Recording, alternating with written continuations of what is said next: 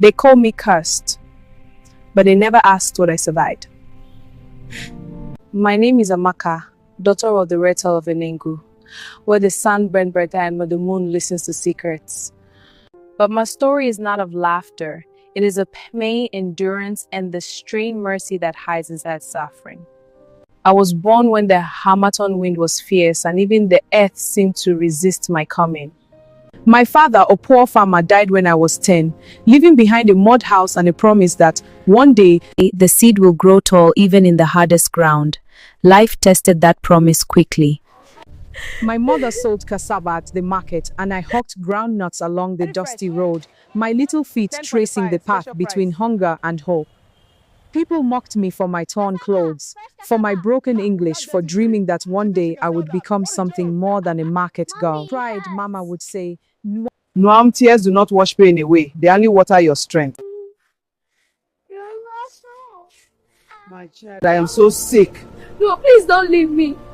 Then sickness came. Mama grew thin like a broomstick, coughing blood into her wrapper. I watched her fade away with every sunrise. The day she died, I buried my heart with her. The village said, Amaka is cursed, because everywhere I turned, sorrow followed. I lived with an aunt who saw me as a burden, not a child. I worked from dawn till night, washing, cooking, selling, while her own children went to school. I wanted to learn too, but she said, education is not for girls who carry bad luck. At night, I would whisper to the stars, asking them if my father's promise was a lie.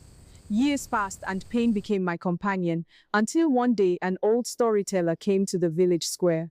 I hid behind a tree listening. When he finished, he called out, The one who knows pain can tell the greatest story. That night, I began to write my story in the sand, with tears, with strength, with hope. I wrote about hunger, loss, and dreams buried under shame. I told the world how life tried to break me yet couldn't. Years passed, and pain became my only companion, until one night, under the silent gaze of the stars, something inside me changed. I stopped asking why me, and started asking what can I do with this pain. That night, I picked up a piece of charcoal from the cooking fire. With trembling hands, I began to draw on the mud wall of the house. I drew my mother's face, her tired eyes, her fading smile, and for the first time since she died, I didn't feel empty. I felt alive. If my voice could not be heard, maybe my hands could speak. Every day I draw. I drew hunger. I drew sorrow. I drew hope. At first, people laughed. What is this girl doing again? Madness! But I didn't stop. Because for the first time in my life, my pain was no longer choking me. It was creating something beautiful. One day, a traveler passed through the village. She saw my drawings and stood still. Who made this? They pointed at me. She didn't laugh. She didn't mock me. She said something no one had ever said before. This is a gift. These are beautiful. May I see? Of course. This one is special. I love the colors. Thank you. You're welcome. I'll take these 3. Of course. Here you are. That moment changed everything. My drawings left the village, then reached the city. My work traveled beyond the village, beyond places I had only seen in my dreams. People who once ignored me now spoke my name. Then traveled beyond places I had never even heard of. People who had never met me felt my pain through my art. And somehow, my suffering became my voice. My weakness became my power.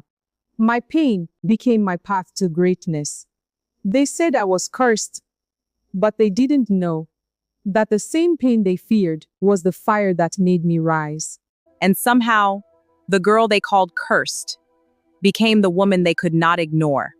I did not rise because life was kind to me. I rose because I refused to remain broken.